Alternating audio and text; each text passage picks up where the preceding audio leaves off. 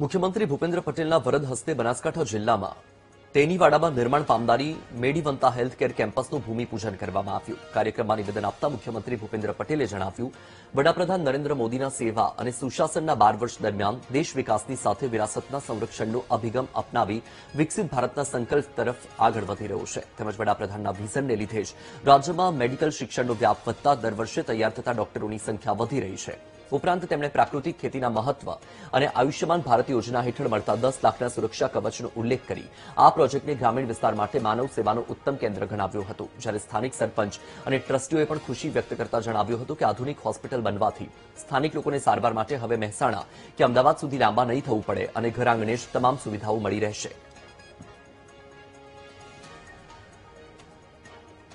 College અંતર્ગત આજે તેનીવાડા મુકામે माननीय मुख्यमंत्री भूपेन्द्रभाई पटेलना वरद हस्ते आज भूमिपूजन करवामां आव्युं।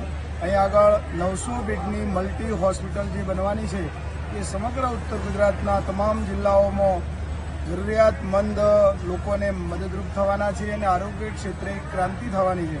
त्यारे आजे माननीय मुख्यमंत्री श्री अने माननीय धारासभ्यश्रीओ अने संसद सभ्योनी अने संतोनी उपस्थितिमां आज भूमिपूजन करवामां आव्युं छे। आ गाममां अमारे होस्पिटल बने छे। बधा परिवार आज महेसाणा, पाटण, ऊंझा बधा गामोने लाभ मळे। वाव थराद अने बहु सारूं कहेवाय। मुख्यमंत्री अમને યાદ કર્યા, અમને સ્ટેજ પર બોલાયો, એમનો ખૂબ ખૂબ આભાર। એમનું સન્માન કર્યું અમને, એમનો ખૂબ ખૂબ આભાર। કોઈ પણ સેવાની વસ્તુ કરવી છે તો ગ્રામ્ય સ્તરે પણ કરી શકાય।